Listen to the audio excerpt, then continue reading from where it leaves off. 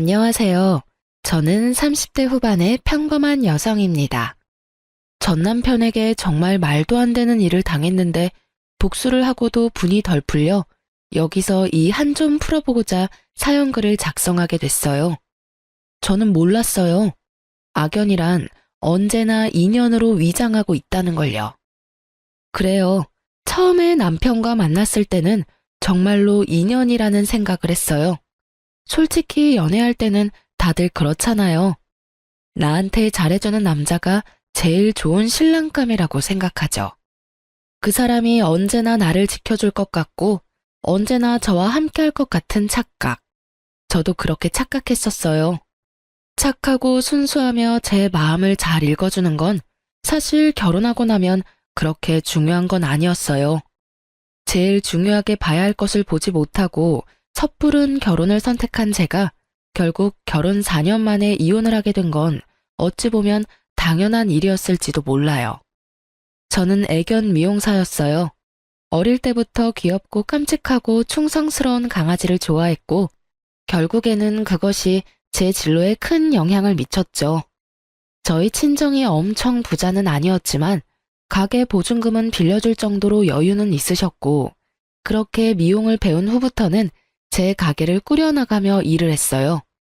남편은 당시에 나이가 든 강아지를 한 마리 기르고 있었는데 그 강아지의 미용을 제게 맡기면서 저와 손님 직원의 관계로 알게 됐어요. 정기적으로 미용을 맡기던 남편이 예약 문자가 아닌 강아지의 죽음 소식을 알려온 날부터 저희는 더 이상 손님과 직원의 관계가 아니게 되었습니다. 그렇게 연락을 하고 서로 호감을 가지기 시작했어요. 그렇게 결혼 이야기가 오가고 처음으로 시댁에 방문하게 되었어요. 그런데 분위기가 상당히 묘했던 것이 아직도 기억에 남아요. 뭔가 꺼림칙하고 서먹하고 거리감 있는 느낌. 아무리 봐도 화목한 집안이라는 생각은 들지 않았거든요. 사실 도리어 그 서먹함이 다행일지도 모른다는 생각을 했어요. 남편이 서먹할 정도면 결혼 후에도 시댁과 딱히 가깝게 지내거나 엄청 신경 써야 할 정도는 아니겠지. 난 그 정도 선만 유지하면 되겠지 하는 생각만 그때 했어요. 멍청하게도. 가족이 화목하지 못한 것에는 분명 이유가 있음에도 말이죠. 어쨌든 함께 인사를 갔는데도 부모님은 떨떠름한 느낌이었습니다. 시부모는 시골에서 밭일을 하는 사람이었는데 가진 거라고는 시골집 한 채뿐인 분들이셨어요. 밭도 다른 사람에게 빌려서 농사 짓고 있었고요. 정말 후다닥 인사만 하고 올라와야 했을 정도로 시부모님은 저희와 대화조차도 제대로 나누려 하지 않으셨어요. 그 이유는 결혼식이 끝나갈 때쯤 알게 되었습니다. 저는 남편과 연애하는 1년 동안 남편이 외동아들이라고 생각했어요. 그런데 위로 형님이 하나 있었더군요. 더 웃긴 건 남편에게 형이 있다는 이야기를 결혼식에 온 남편 친척의 입으로 듣게 됐다는 거예요. 아유, 결혼 결정하기 힘들었을 텐데. 그래도 이 집 둘째 아들은 야무지니까 괜찮을 거야. 사람만 보고 결혼하면 나쁘지도 않지. 덕담이라고 전해줬다고 하기엔 너무도 꺼림칙한 말에 제가 모르는 첫째 아들 이야기까지. 첫째 아들에게는 하자가 있다는 식으로 들리는 말에 저는 뭔가 이상하다고 생각했지만 그때는 이미 결혼식이 한창이었으니 자세히 생각할 시간도 없었어요. 시아주버님이든 누구든 어차피 시댁과 남편이 저렇게 소원한데 우리한테 영향을 미칠까? 그런 아니란 생각만 했죠. 그런데 그 시숙은 말 그대로 인간 쓰레기였어요. 그것도 활용 불가능하고 처치곤란인 쓰레기. 나름대로 저에게는 행복한 결혼식이 끝나가고 마지막으로 예식장 식대 계산하는 시간이 됐죠. 저는 부모님과 계산을 했는데 시댁에서 갑자기 부산스럽게 난리가 났더라고요. 뭐? 돈 가방이 왜 없어져? 축의금 잘 챙긴 거 맞아? 사촌 동생이 어깨에 꼭 메고 다녔는데 순식간에 열린 상태로 안에 내용물이 다 사라졌어요. CCTV 돌려보니까 형이... 아이고, 그것이 또 어디서 소식을 기어 듣고 나왔구나. 그 역병 같은 놈이 또 나왔어. 이를 어쩌냐? 그 돈이 없으면 지금 당장은 식대 낼 돈도 없어. 남편과 시부의 대화에 저는 못 본 척 할 수가 없어서 남편에게 슬쩍 다가가 말했어요. 무슨 일 있어? 자기야. 저기, 미안한데 우리 식대 좀 대신 내줄 수 없을까? 아버지가 본가에 모아놓은 돈이 조금 있으신데 나중에 시댁 갔다 와서 돌려줄게. 친척 중에 한 명이 다 가져간 것 같아. 미안하다며 이마를 연신 매만지던 남편의 모습에서 민망함과 곤란함이 묻어나왔기에 저는 일단 이 상황을 수습하기로 했어요. 게다가 시부가 식대를 돌려준다고 했으니 괜찮을 거라는 생각도 했거든요. 저는 친정아버지에게 부탁해 남은 축의금을 남편의 식대로 썼어요. 친정아버지는 기분이 좋지 않아 보였죠. 단순히 축의금의 절반을 당장 빌려줘서가 아니라 이렇게 경사스러운 날 딸이 시집 가는데 벌써부터 사돈댁에서 잡음이 터져나오니 불안한 마음이 더 컸던 것 같았어요. 그렇게 결혼식이 끝나고 저희는 공항으로 갔습니다. 시 끝나고 몇 시간의 여유를 두긴 했지만 당일 신혼여행을 가기로 했거든요. 그런데 비행기 탑승을 기다리던 그때 남편에게 전화가 한 통 왔습니다. 여보세요? 네, 아버지. 네. 뭐라고요? 집에 도둑이 들었다고요? 저는 순간 뭔가 잘못되어 가는 걸 느꼈어요. 짜증과 곤란이 뒤섞인 표정으로 전화를 끄는 남편은 제 눈을 피하며 한숨만 내쉬고 있었습니다. 아버님 댁에 도둑 들었대? 그게 아버지가 집에 모아두신 쌈짓돈을 다 털렸나 봐. 그래서 장인어른한테 드려야 할 돈을 아무래도 좀 늦게 갚아야 될 것 같은데. 그 이야기에 저도 많이 놀랐어요. 축의금을 도둑 맞은 것도 그렇고 본가까지 털린 걸 보니 뭔가 문제가 있다 싶었죠. 혹시 그 당신 형이라는 사람 말이야. 그렇게 이야기를 꺼내는데 남편 폰으로 문자가 하나 도착했어요. 남편이 그 문자를 읽더니 완전 빡친 얼굴로 폰을 바닥에 내동댕이 쳐버리는 거예요. 저는 너무 놀라 남편이 던진 폰을 줍기 위해 고개를 숙였는데 그때 남편이 보게 된 문자를 저도 보고 순간 멈칫했습니다. 야, 축의금 쏠쏠하더라. 역시 돈 장사는 결혼식이 최고지. 앞으로 몇 번 더 해줬으면 좋겠네. 참, 그리고 아버지한테 돈 잘 쓰겠다고 말씀드려. 그리고 발신인에는 형이라고 적혀 있었어요. 이 형이라는 사람이 이 모든 재앙의 주인공이라는 것을 알고 저는 너무 놀라 남편에게 물었어요. 이 사람이 다 가져간 거야? 이 형이라는 사람은 누군데? 설마 당신 진짜 형인 건 아니지? 진짜 형이야.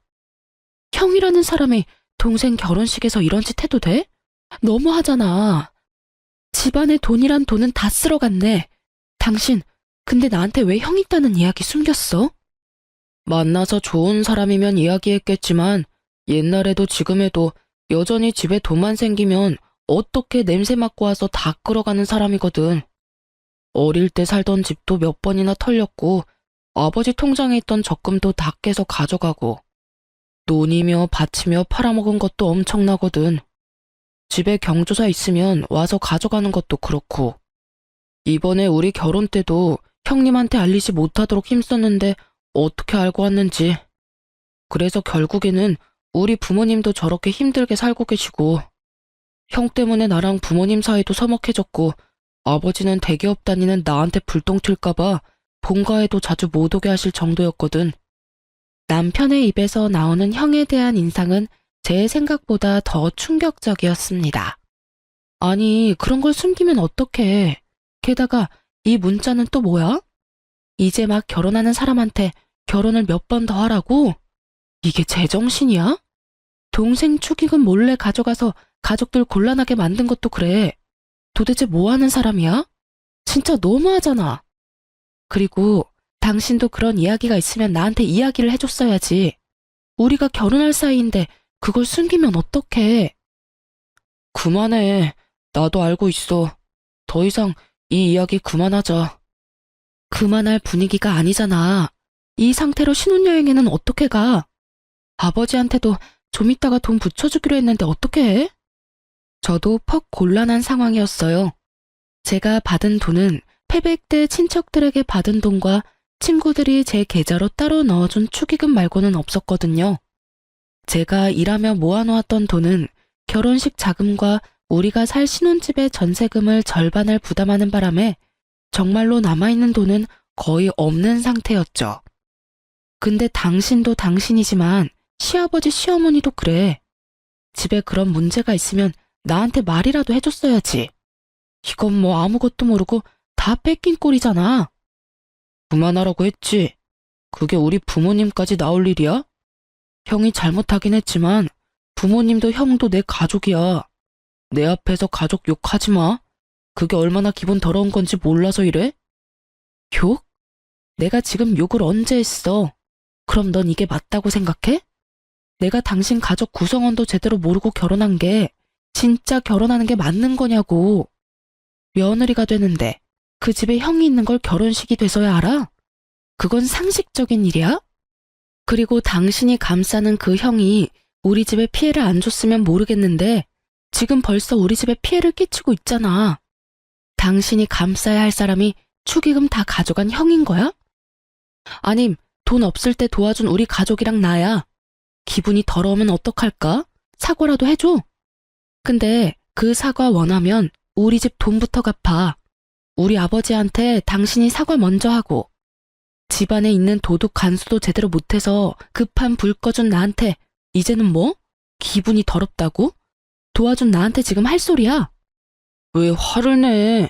그냥 말로 해도 되잖아. 왜 이렇게 감정적으로 나와? 소리 지르지 말고 말로 하라고. 소리를 지르고 말고 할 게 아니라 너 하는 말이 소리를 지르게 만들잖아. 내가 한 말 중에 틀린 말은 하나도 없는데 왜 당신이 이렇게 당당해? 내 기분 더러워진 건 생각 안 하고 너 기분 더러운 것만 신경 쓰고 있으면서 내가 지금 웃으면서 해준다고 좋아서 도움 주고 있다고 착각하나 본데 나도 내 기분 더럽게 만들고 싶지 않아서 필사적으로 여태까지 너한테 티 안 내고 버틴 거라고. 그 와중에 너는 네 생각만 하고 네 가족 생각만 하지? 나도 내 가족 생각했으면 지금 당장 다 내팽개치고 나 혼자 여기 남았을 거야. 신혼여행은 무슨 신혼여행? 이 기분으로 여행을 뭐하러 가? 그것도 나 열받게 만든 인간이랑. 결국 열받아서 남편에게 한 소리 퍼부은 저는 온몸으로 기분 나쁜 티를 뿜어냈습니다. 참을 수 없었어요. 자기가 왜 나한테 기분이 더럽다고 말해요?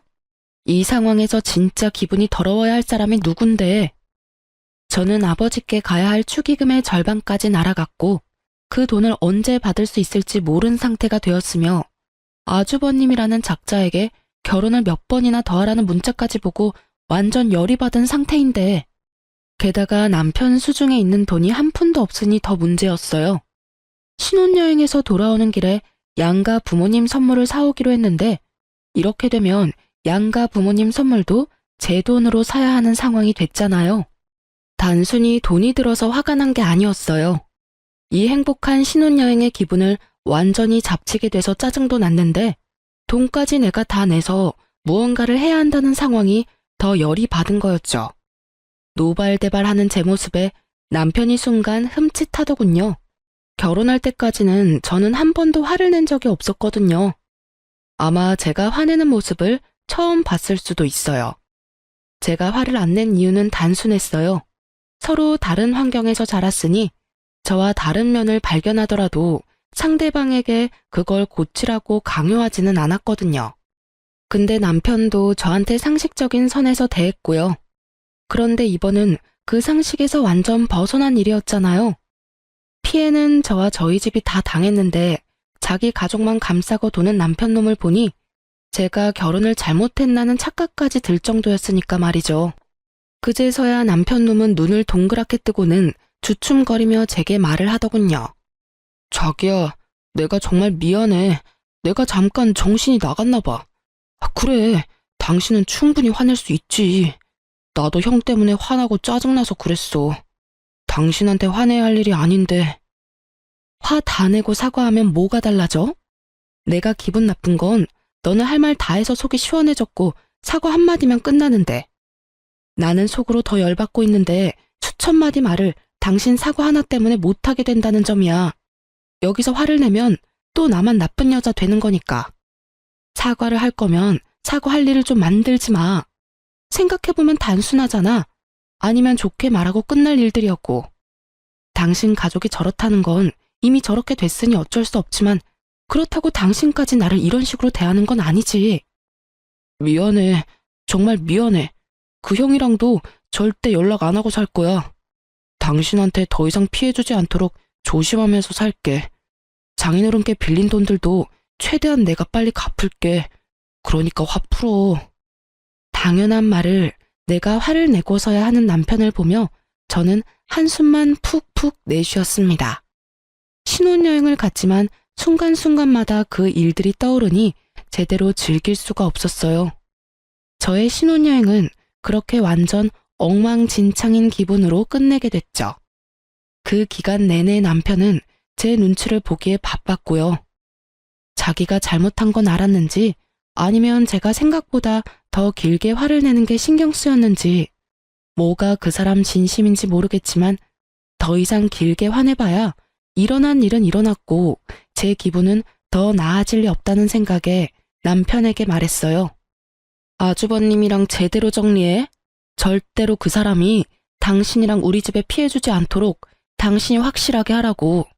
그리고 만약에 한 번만 더 이런 일로 나랑 우리 집에 문제 생기도록 만들면 그때는 이렇게 살지는 않을 거야. 이혼 이야기가 나오더라도 이상할 일 없는 거 알고는 있어? 결국 저의 으름장에 남편은 그 뒤로 제 눈치만 보더군요. 그렇게 그 일은 어떻게든 마무리가 됐습니다. 다만 앙금은 다 가라앉지 않았죠. 그래도 더 이상 시댁이나 아주버님에 대한 이야기가 저에게는 들려오지 않는 걸 보며 천만다행이라고 생각하며 살았어요. 그렇게 4년 동안 별 문제 없이 지나갔어요. 아버지에게 빌린 돈 1,500만 원도 남편 월급으로 2년 만에 다 갚을 수 있었어요. 그리고 4년째 결혼기념일에 남편은 저를 굉장히 충격에 빠뜨리는 일을 저질렀습니다. 그날은 남편과 둘이서 좋은 시간을 보낼 생각으로 가득한 하루였어요. 저희가 애가 없다 보니 이번 기회를 잘 이용하면 아이가 생길 것 같아서 굉장히 즐거운 마음으로 스테이크를 굽고 스파게티와 디저트를 손수 준비했어요. 그리고 도어락 비밀번호 누르는 소리가 들리고 저는 부엌에서 쏜살같이 뛰어나가 남편을 맞이하려 했어요. 그런데 제 눈에 들어온 것은 시부모님 두 분과 뒤에선 남편이 들고 온 커다란 캐리어였어요. 제 얼굴에서 웃음이 사라진 것은 당연한 순서였죠. 아버님, 어머님, 여기는 갑자기 무슨 일로... 제 말에 시부모님은 민망한 표정으로 남편을 쳐다봤습니다. 여보, 이게 다 무슨 일이야? 어머님, 아버님이 어째서 이 시간에 갑자기 우리 집에 오신 거야? 여보, 미안한데 당분간만 부모님 우리 집에서 지내면 안 될까? 왜? 무슨 일인데? 집에 물난리라도 났어? 한창 장마철이라 여기저기 물에 잠겼다는 말을 많이 들어서 시부모님 집도 물난리가 난 줄 알았어요. 그런데 남편이 고개를 흔들더군요. 아, 형이 아버지 집 계약서랑 인감도장 들고 가서 집을 팔아버렸어. 뭐? 갑자기 아주버님 이야기가 또 왜 튀어나와? 여태껏 가만히 있다가 왜 지금에서야? 사실 의아하긴 했죠. 그 아주버님 성격이라면 시부모 집 따위 애저녁에 팔아먹을 것 같았거든요. 워낙 들은 게 많아서 말이죠. 그러니까 이상하잖아요. 돈 나올 구석만 있으면 뭐든 다 뺏어가는 사람이 여태껏 그 집을 가만히 놔뒀다는 게 좀 수상하더라고요. 여태까지 그 인감도장이 어디 있는지 몰라서 못 팔았던 모양이더라고. 얼마 전에 오랜만에 부모님 얼굴 보러 왔다고 하면서 내려와서는 내내 그거 찾고 있었던 것 같아. 저는 너무 당황했습니다. 집에 큰일이 일어났으니 남편도 여기까지 시부모님을 데려왔겠죠. 그게 싫다는 건 아니었어요. 만약 저도 당장 제 부모님에게 문제가 생기면 우리 집부터 모셨을 거예요. 그런데 그러면 말이라도 해줘야 하는 거잖아요. 저번에도 그러더니 이번에도 남편은 제게 한마디도 없이 시부모님부터 먼저 데리고 와서 대뜸 들이밀면 해결이 되는 줄 아나 봐요. 여보, 내가 항상 말했잖아. 미리 말을 좀 하라고. 이런 일 생겨서 모시고 올 것 같으면 나한테도 미리 상의라도 한마디 했어야 하는 거 아니야? 미안해. 당신이 거절할까봐 여기까지 부랴부랴 모신 것도 있어. 그치만 이 장마철에 어디서 지내게 해. 부모님 모셨다고 뭐라 하는 게 아니야. 미리, 최소한 아버님이 당신한테 이런 일로 연락을 했으면 그때라도 나한테 이야기를 했어야지. 그래야 내가 뭘 준비를 하든 말든 할 거 아니야. 이렇게 다짜고짜 모시고 오면 이 늦은 시간에 부랴부랴 두 분 모실 방 정리해, 청소해, 식사도 2인분 뿐인데 어떻게 하라는 말이야. 미안해. 방도 내가 다 정리하고 청소도 내가 하고 두 분 밥도 내가 알아서 할게.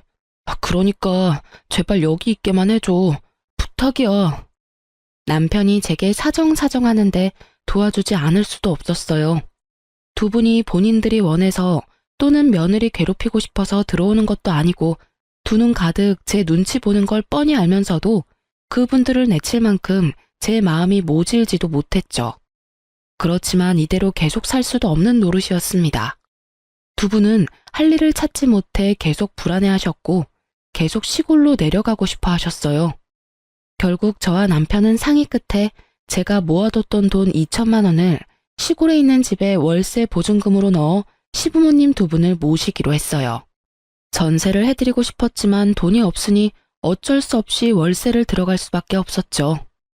그렇게 보증금을 넣으면서 이름은 제 이름으로 계약했어요. 그 아주버님이 언제 또 이 재산을 노릴지 모르니 제 이름으로 해야만 했죠. 시부모님도 남편도 모두 동의한 사항이었어요. 그렇게 어떻게든 급한 불은 껐지만 저는 속으로는 내내 부글부글 끓었어요. 남편도 남편이지만 그 시숙의 존재 때문에요. 도대체 뭐 하는 작자이길래 우리에게 이렇게 피해를 주나 싶었거든요. 어떻게든 한 번은 정리해야 할 문제라는 생각이 들었죠. 아니, 평생 동안 모은 돈을 갈취당하면서 살 수는 없는 노릇이잖아요. 그래서 결국은 각오를 다지고 아주버님의 뒤를 캐기로 했어요. 흥신소라는 게 보통은 불륜을 잡는 곳인데 저는 가족의 뒤를 캐려니 약간 기분이 이상했어요. 그래도 이대로라면 우리가 피해를 고스란히 입겠다 싶어서 어디서 뭘 하는 사람인지 주소와 전화번호를 알고 싶다고 했어요. 흥신소 직원이 남편은 전화나 주소 같은 건 모르냐고 묻길래 남편도 연락을 끊어서 모른다고 말했거든요. 그런데 얼마 뒤 흥신소 직원이 제게 아주버님 조사한 서류를 주더라고요. 진짜로 남편이 모르는 거 맞나요? 저희가 뒤를 캐보니 전혀 다른 내용이던데 한번 확인해 보시죠. 그게 무슨 말이에요? 남편도 시숙이랑 연락 끊은 지 오래돼서 모른다고 하던데. 그 시숙이라는 분이 남편 뒷조사를 했던 것 같더라고요. 그래서 저희도 조사하면서 알게 된 사실인데 두 사람이 뭔가 거래를 한 것 같던데. 그 부분은 저희가 상세히 알기는 어렵고요. 사실 저희가 완전 다르다고 한 건 그 뒷부분에 넘어가면 있거든요. 먼저 확인 한번 해보세요. 흥신소 직원의 말에 저는 서류를 한 장 한 장 넘기다가 너무 놀라 뒷목을 잡을 뻔했어요. 게다가 너무 화가 나서 손에 힘을 너무 많이 주는 바람에 들고 있던 서류까지 구겨지고 찢어졌죠. 뒷조사에는 아주버님만 있었던 게 아니었어요. 남편이 웬 여자와 만나는 게 찍혀 있더라고요. 여기서 불륜이라니. 제가 너무 놀라 부들부들거리고 있자 그 직원분이 저한테 말해주더군요. 저희가 서로 만나는 걸 직접 확인했습니다. 두 분이 뭔가 이야기를 하고 남편분이 돈을 건네더군요. 두 분의 대화 내용은 일단 녹음해 왔습니다. 그리고 의뢰 대상만 쫓으려고 하다가 혹시나 해서 남편분도 같이 쫓았는데 이런 결과가 나왔어요. 맨 마지막에는 숙박업소에 함께 들어갔다가 함께 나오는 남편과 상간녀의 모습이 그대로 찍혀 있었어요. 아주버님을 조사하려다가 남편의 불륜을 알게 된 제 기분은 완전히 바닥을 쳤습니다. 그리고 직원이 들려주는 대화 내용을 듣고는 더 열이 받아버렸죠. 왜 또 돈을 달라고 하는데? 나 이제 돈 없다니까? 그 일은 저번에 준 2천만 원으로 끝난 거잖아. 형이 비밀 지키겠다고 했고, 그것 때문에 내가 아버지 인감이랑 집 계약서 어디 있는지 알려줬잖아. 야, 그럼 네 마누라가 알아도 좋아? 너 네 마누라한테 돈 많이 빌렸다며? 네가 밖에서 그런 짓이나 하고 돌아다니는 거 알면 마누라가 참 좋아하겠다. 그치? 돈 주기 싫으면 말어. 내가 직접 네 마누라한테 가서 네가 어떤 여자랑 어디서 뭘 하는지 가르쳐 줄 테니까. 이 대화를 들으니 단번에 알겠더군요. 시숙은 남편이 바람 피운 장면을 목격했던 거예요. 그리고 그걸 비밀로 해주는 조건으로 남편을 꼬드겨 인감도장을 찾아 집까지 팔 수 있게 됐고요. 이 모든 게 남편 놈의 불륜 때문에 벌어진 일이라는 것도 일목요연한 일이었습니다. 그래놓고 모든 걸 자기 형 책임으로 몰아가다니. 애초에 남편이 불륜을 저지르지 않았다면 그 형이 그걸 빌미로 시부집을 팔 일도 없었을 테고 제가 보증금을 마련해야 할 일도 없었을 테죠.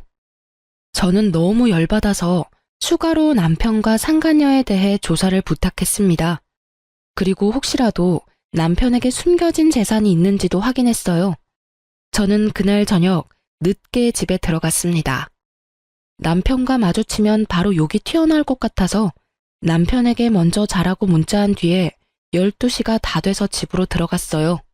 그리고 잠자고 있는 남편의 휴대폰을 들고 와 본인 인증을 했는데 토지와 아파트가 있더라고요. 저와 사는 집 하나만 공동 명의로 뜰 줄 알았는데 논밭도 있었고 아파트도 한 채 더 있더군요. 그 땅들이 시골에 있던 시부모님 살던 지역이더라고요. 아무리 봐도 시부모님이 남편에게 시숙 몰래 넘겨주신 재산 같았어요. 그걸 보는데도 완전 어이가 없었어요. 돈이 있는데도 저한테 모든 걸 다 떠맡기고 돈을 내도록 만들었잖아요. 불륜만 해도 여기를 다 엎어버려도 모자랄 정도인데 재산까지 숨기고 제 돈과 친정 돈을 펑펑 쓰도록 만들었다니 저는 정말로 이 남자를 죽이고 싶은 마음이 머리 끝까지 들었습니다. 이건 절대로 이혼감이라는 생각이 들었죠. 그런데 참았어요. 왜냐고요? 불륜은 증거 싸움이고 어찌됐든 증거가 불충분하거나 불법적인 경로를 얻은 거면 저에게 오히려 더 불리하게 작용한다고 들었거든요. 인터넷에 떠도는 이용 글들에서 얻은 정보였어요. 그리고 저는 제가 불행해지는 건 싫어요. 나쁜 연놈들이 불행해지는 걸 보고 싶은 거지. 게다가 흥신소에서 수집한 증거들은 모조리 불법 증거가 될 수도 있어서 일단 제 손으로 띄어야 했죠. 다행히 여름 휴가철이라 여름 휴가 명목으로 가게 문을 일주일간 닫았어요. 그리고 그 일주일간 남편 뒤를 캤답니다. 아주 고구마 줄기처럼 줄줄이 엮여 올라오더군요. 숙박업소에 함께 들어가는 사진과 함께 나오는 사진, 그리고 두 사람이 팔짱 끼고 애정 표현하는 사진까지 모조리 제가 직접 쫓아다니며 살심을 숨기고 찍은 사진들이었습니다. 그리고 남편 자는 동안 남편 지문으로 폰 열어서 그 여자랑 나눈 증거 대화들 모두 사진 찍어놨어요. 그리고 마지막 증거는 저 혼자가 아닌 시부모님과 함께 하게 됐습니다. 바로 남편이 그 상간녀와 숙박업소에 들어갈 때 시부모님을 불렀어요. 저는 시부모님에게는 남편이 할 이야기가 있다는 말로 이쪽으로 오시도록 만들었습니다. 몇 호에 들어갔는지 확인한 저는 그 방문 앞에서 동영상을 찍기 시작했습니다. 문 앞에 바짝 대고 있어서 그런지 녹음이 그래도 됐더군요. 두 분 부모님이 왜 이런 곳으로 불렀냐며 눈살을 찌푸리는데 저는 잠시만 계셔달라고 했어요. 남편이 여기서 곧 나올 거라고요. 부모님은 전혀 의심도 안 하시더군요. 그리고 문이 열리자 남편이 제 얼굴을 보며 깜짝 놀랐어요. 어머니, 아버지, 그리고 당신 여기서 뭐 하는 거야? 뭐 하긴, 남편 같지도 않은 놈 불륜 증거 잡고 있지. 내가 이 방 앞에서 장장 2시간을 기다렸다, 이 새끼야. 네가 감히 날 놔두고 바람을 펴? 네가 어떻게 그럴 수 있어? 어? 남편에게 소리 지르자 남편 뒤를 따르던 여자가 놀라서는 다시 방으로 들어가서 문을 걸어 잠그더군요. 저는 그 방 안에 소리쳤어요. 나올 때까지 나도 안 가. 지금 당장 모면하려고 해도 어차피 나올 구멍은 여기뿐이거든. 앞에서 기다릴 테니까 얼굴이나 한번 보자. 그때 남편이 제 손을 확 잡더군요. 그만해. 여기서 뭐 하는 거야? 할 말 있으면 나한테 해. 더러우니까 손 떼. 너한테 할 말이 없을 리가 있겠냐? 더러운 놈. 어디서 나한테 이래라 말아야. 하긴 상간녀보다 네가 더 더러운 놈이지. 우리 부모님은 왜 모셔왔어? 너 부모님들한테 할 이야기 없어?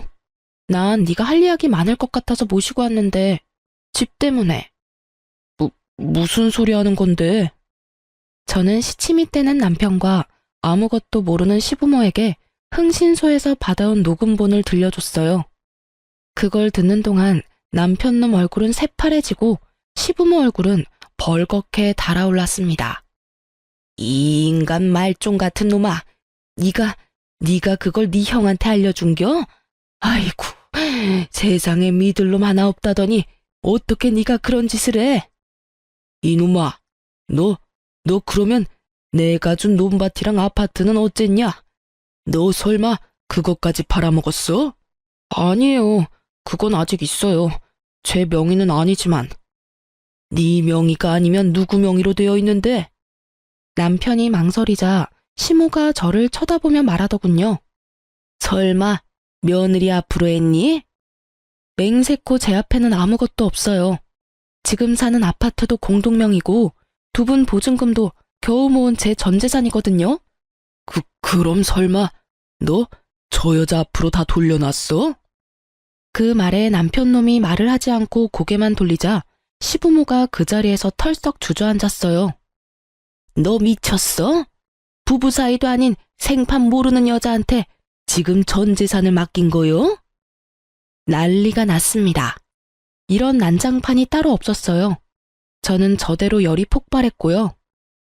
이 미친놈이 돈을 그만큼 가지고 있었으면서 여태까지 나한테 빨대를 꽂았어? 네가 사람 새끼야? 지금 당장 우리 아빠한테서 가져간 돈 내놔. 아버지, 나 이 여자랑 이혼하고 명의 변경한 여자랑 결혼하면 그 재산 다시 가져올 수 있어. 그러니까 저 여자랑 이혼만 하면. 시부모의 얼굴에 희미한 희망이 돌아오더군요. 그렇지만 제게는 절망이었어요. 그리고 저 정신 나간 헛소리를 듣고 있는 것도 더는 참을 수 없었어요. 그래서 소리를 꽥 질러버렸죠. 야, 이 정신 나간 놈아. 누가 너랑 이혼 안 하겠대? 아랫돌이 아무한테나 휘두르고 다니는 너 같은 걸레하고 1초도 같이 있기 싫은 게 나야. 이혼을 이야기해도 내가 이야기해야지. 더러운 새끼. 네가 뭔데 나한테 이혼하자고 난리야? 그래 해. 이혼. 근데 네가 가져간 돈은 다 내놓고 꺼져야지. 우리 아버지한테 빌려간 돈, 내가 내준 보증금, 위자료까지 싹 다 내놔. 돈 없어. 당신한테 주고 싶어도 이미 내 재산 다 넘어갔다고. 가져가고 싶으면 당신 맘대로 해. 난 없어. 실실 웃으며 돈 없다는 남편놈 보니 뒷목 잡고 넘어갈 것 같았어요.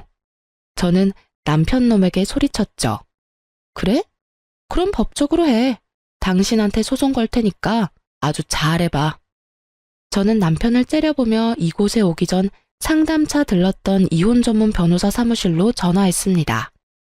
네, 이혼하려고 하는데 이 인간이 자기 재산을 상간녀 앞으로 다 돌렸다네요. 지금 있는 재산은 저랑 공동 명의로 가지고 있던 아파트인데 그거 처분 못하도록 할 수 있나요? 네, 그럼 그렇게 해주세요. 뭐 한 거야, 당신?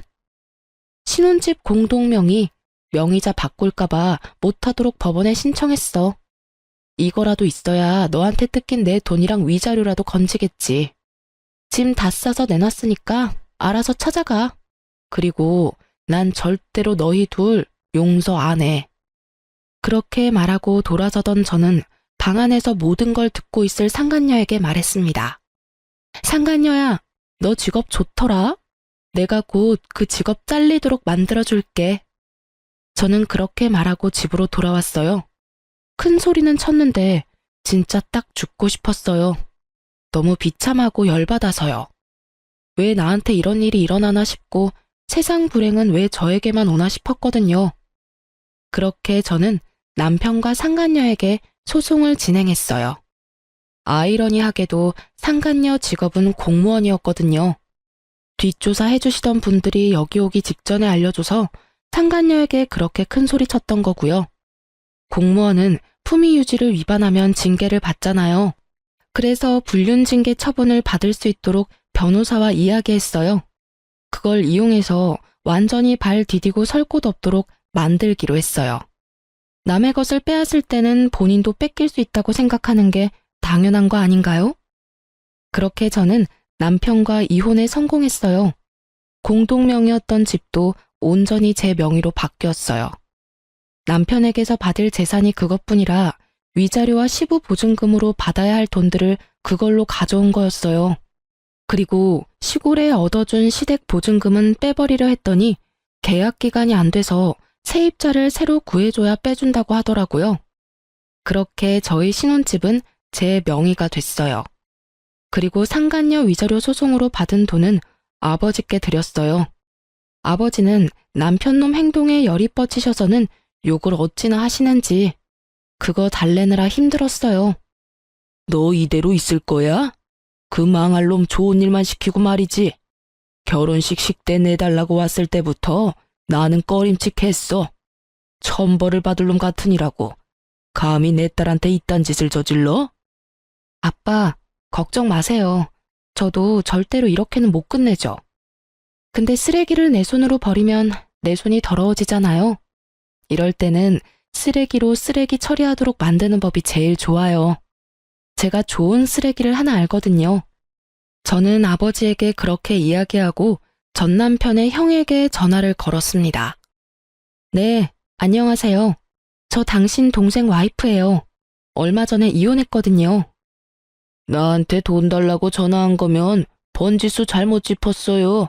나 돈 없거든. 그리고 동생이랑 남남이면 나랑도 남남인데 뭔 일로 전화를 했어요? 별일 아닌 거면 끊습니다. 급하시네요. 좋은 거 알려드리려고 전화했는데. 당신 남동생한테 재산이 얼마나 있는지 모르죠? 걔는 벌써 내가 다 털어서 얼마 전에 연락했는데 개털이던데. 그럴 리가 있겠어요? 제가 문자로 땅 아파트 한 채 주소 어딘지 보내드릴게요. 그거 당신 동생이 가지고 있던 재산이었거든요. 당신 부모님이 당신한테서 지키려고 동생 명의로 바꿔놓은 거예요. 그리고는 당신한테 들킬까봐 시댁에도 자주 못 오게 하고. 알고 계셨어요? 뭐? 그런 게 있었다고? 이야, 요거 간땡이가 부었네. 아, 근데 그거 명의 얼마 전에 바뀌었어요. 당신 동생이 만나던 여자 이름으로요. 뭐? 그쪽으로 바뀌면 어떻게 하기 힘든데? 괜찮아요. 두 사람 곧 재혼할 것 같은데 형님이 제주껏 재능 발휘하시면 될 것 같네요. 제가 굳이 손대고 싶은 마음은 없거든요. 아, 부부가 되면 가져오기 쉽지. 가서 한 판 휩쓸어주면 냅다 던져주거든. 근데 이렇게 알려주는 이유가 뭐요? 뭐긴요. 저를 이렇게 괴롭혔으니까 그 사람들도 괴로워봐야 하지 않겠어요? 그 녀석도 무서운 사람 건드렸네. 대신 부탁 하나 있어요. 재산 다 뺏고 나면 전화해서 그 사람들 어땠는지 이야기 좀 해주세요. 그러고는 전화를 뚝 끊었어요. 저는 앞으로 벌어질 일들을 기다리고 있었어요. 쓰레기 형님이 쓰레기 동생을 어떻게 처리하나 하고요. 그리고 며칠 뒤에 전화가 왔더군요. 이야기를 들어보니 아주 웃겼어요. 전 남편 놈은 자기들의 보금자리까지 찾아온 형에게 놀라 한바탕 뒤집어졌다고 해요. 그 와중에 형이 재산 내놓으라고 행패 부리며 안 내놓으면 여기저기 불륜 소식 다 알려버리겠다고, 그리고 이 아파트에 사는 사람이 모두 알도록 만들겠다고 협박했는데도 안 내놓더래요. 그래서 그 형님이 어쨌다는 줄 아세요? 상간녀 부모한테 가서 무슨 자식을 그따위로 키웠냐고 불륜이나 해서 남의 가정 깨고 남의 재산 다 가져간 파렴치한으로 만들어버리는 바람에 결국 상간녀 부모 쓰러져서 몸져 누웠다고 하더군요. 그리고 그 이야기 듣고 뛰쳐온 상간녀가 결국에는 전 남편에게 받았던 재산 싹 다 돌려줬다고 했답니다. 하긴 그렇게 애지중지 키운 딸년이 유부남이랑 붙어먹으며 불륜이나 저질렀다는 걸 알면 얼마나 충격받았겠어요. 이렇게 화려하게 제 복수를 대신해주니 분노와 화로 가득했던 가슴속을 시원하게 덜어낼 수 있었어요. 그런데 그러고 며칠쯤 지났을까요? 상간녀에게 연락이 왔더라고요. 사실 저는 전 남편과 만나기 싫어서 제 명의가 된 집도 팔려고 내놨고 애견 미용실도 다른 곳으로 이전하려고 생각 중이었거든요. 그놈 얼굴 보기 싫어서 그랬는데 뜬금없이 상간녀가 연락 오니 좀 의아했죠. 안 만나고 싶었지만 마지막이라는 생각으로 한번 만나주기로 하고 나갔어요. 약속을 하고 만난 곳에는 상간녀와 전 남편이 같이 있었어요. 두 사람이 왜 날 불렀나 싶었지만 제가 쫄릴 게 뭐가 있겠어요? 잘못한 건 두 사람인데. 그래서 당당하게 그 앞에 앉아서 물었죠. 왜 보자고 하셨어요? 꼭 이렇게까지 했어야 해요? 상간녀 표정이 그 전과는 다르게 아주 시달려서 눈밑이 시커멓게 기미가 꽉 꼈더군요. 마치 상간녀의 앞날처럼 말이죠. 저는 싱긋 웃으며 정말 아무것도 모른다는 것처럼 물었죠. 뭘요? 아주버님요. 아, 그분요? 그분이 왜요? 저희 주소랑 이 사람 재산 있는 거 알려준 게 당신이라면서요. 그 사람이 저희한테 다 말해줬어요. 혹시 우리 부모님 찾아가라고 한 것도 당신이 한 짓이에요? 어이가 없네. 이젠 뭐든 다 내 탓이야? 네가 뭔데 나한테 그딴 소리 하는데. 그래서 나한테 책임이라도 씌우고 싶어서 그래? 내가 알려줄까? 너희 집 주소 그리고 저기 찌그러져 있는 저 새끼가 가지고 있던 재산 내가 다 알려줬어, 그 형님한테. 그런데 난 알려준 것뿐이야. 세부적인 일은 그분이 혼자서 다 하셨지. 내가 왜 그런 일을 해? 미안한데 쓰레기 치우는데 내 손을 쓰는 건 너무 더럽잖아. 그것도 하나가 아니라 둘이나 되는데. 그래서 사고 치는 거 좋아하는 사람한테 정보 하나 준 것뿐이야. 그렇다고 내가 뭘 해달라고 요구한 적 없어. 녹음한 거 있는데 들어볼래? 진짜로 당신이 시킨 게 아니라고요? 내가 말 안 했어도 언젠가는 당신들 찾아갔을걸? 거기 짜져있는 아저씨가 대답해봐요. 맞죠? 당신 형님 그러고도 충분히 남을 사람이잖아. 결혼식 전까지 한 번도 그 존재에 대해 들어본 적 없는 형님이 우리 결혼식에 와서 시댁 축의금 홀라당 훔쳐서 도망가서 결국에는 우리 친정아버지가 그 돈 내도록 만들었죠. 돈 될 만한 땅도 그렇게나 많이 가지고 있었으면서 돈 한 푼 안 내고 나한테 돈 다 내도록 만들었잖아. 그게 이 인간 수법이라고. 그 형님이라는 쓰레기 같은 인간이랑 똑같은 쓰레기. 제 말에 상간녀가 분노를 삼키려는 건지 이를 꽉 깨물더군요. 이제 알겠어? 네가 가져간 게 저런 인간이야. 잘 됐지 뭐. 나만 아니면 되니까. 야, 이 나쁜 놈아. 그런 가족이 있었으면 나한테 말을 했어야 할 거 아니야. 너 지금 나 속이고 결혼하자고 한 거라고. 아줌마, 다 됐으니까 이 남자 데리고 가요. 다시 가져가라고요. 저 새끼 때문에 나는 3년간 악착같이 공부해서 들어간 번듯한 직장에서도 해임됐고 결국에는 소문까지 다 나서 얼굴도 못 들고 다니게 됐어. 우리 부모님은 아예 내 얼굴 볼 생각도 안 하고. 이놈은 자기도 회사 잘려서 놀고 있지를 않나. 위자료 대신 내준다는 말만 믿고 있었는데 그 형이 나타나서 다 빼앗아가질 않나. 이게 도대체 무슨 일이냐고. 당신이 남자 간수를 못하니까 지나가는 나 같은 여자가 봉변을 당하는 거잖아. 아니, 눈 맞은 건 둘인데 왜 나한테 성질이야. 내가 이 썩을 인간한테 더 유감이 있긴 한데 너한테도 유감은 차고도 넘쳐. 어디서 유부남 노리고 만난 년이 감히 나한테 큰 소리야. 그리고 한 번 가져갔으면 반품 불가거든? 그럼 어떡하라고. 내 인생 완전히 망했는데. 나는 직장도 돈도 명예도 이젠 부모님도 잃었다고. 나한테 남은 건 하나도 없어. 네가 책임져. 이 정신 나간 놈아. 왜 그딴 형 하나 간수를 못해서 내 인생을 망쳐놔? 결국 상간녀의 화살은 전 남편에게 돌아갔고 그는 억울함 가득한 눈으로 상간녀에게 말하더군요. 우리 사랑하는 사이였잖아. 너도 좋다고 했으면서 이제 와서 이딴 소리 하냐고. 언제는 내가 뭐라도 다 좋다며. 사랑이 밥 먹여줘? 직장 잃고 나한테 빌붙으려는 거 내가 모를 줄 알아? 내 인생 돌려놔 이 나쁜 놈아. 전 남편 멱살을 붙잡고 소리치는 상간녀에게 제가 웃으면서 말해줬어요. 네 인생 망친 건 너야. 불륜 아니었으면 그 아주버님이라는 작자하고 다시 만나지도 않았을 테지. 그래도 나한테는 상간녀야. 네가 은인이다. 결국 상간녀는 열받아서 나가버렸고 전 남편 놈은 저와 상간녀 사이에서 말도 없이 우물쭈물거리다가 뒤늦게 상간녀 뒤를 쫓아갔더군요. 그 뒤에 전화 오는 거 다 연락 무시했더니 그 다음에는 장문의 문자를 보냈더라고요. 안 읽고 지우려다가 2달 뒤에 생각나서 한번 읽어봤는데 아주 쓸모없는 것들만 써져 있더라고요. 미안하다, 다시 돌아가고 싶다, 뭐 이런. 정말 하등 쓸모없는 후회로 가득한 말? 괜히 읽어서 제 기분만 잡쳤어요. 결국 여기서도 저기서도 버림받은 전 남편은 빈털터리에 집도 없이 결국 시골 시댁으로 내려가 보증금 2천짜리 시댁에 들어갔다고 하더군요. 그런데 자기들 재산 다 말아먹은 시부모가 그런 아들을 집에 곱게 들였겠어요? 등짝을 때리고 책임지라고 고함을 지르고서야 겨우 용서를 받아 들어갔다고 하더라고요. 그 작은 집을 어떻게든 아주버님 손에서 지키려고 전전긍긍하며 살고 있다는 이야기를 듣고 한바탕 웃었네요.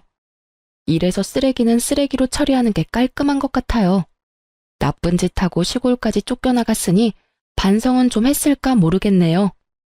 인생 통틀어 최악의 쓰레기를 천벌받게 만든 제 사연. 여러분은 어떻게 생각하실까 모르겠네요. 지금까지 제 사연 들어주셔서 감사합니다. 좋은 하루 되세요.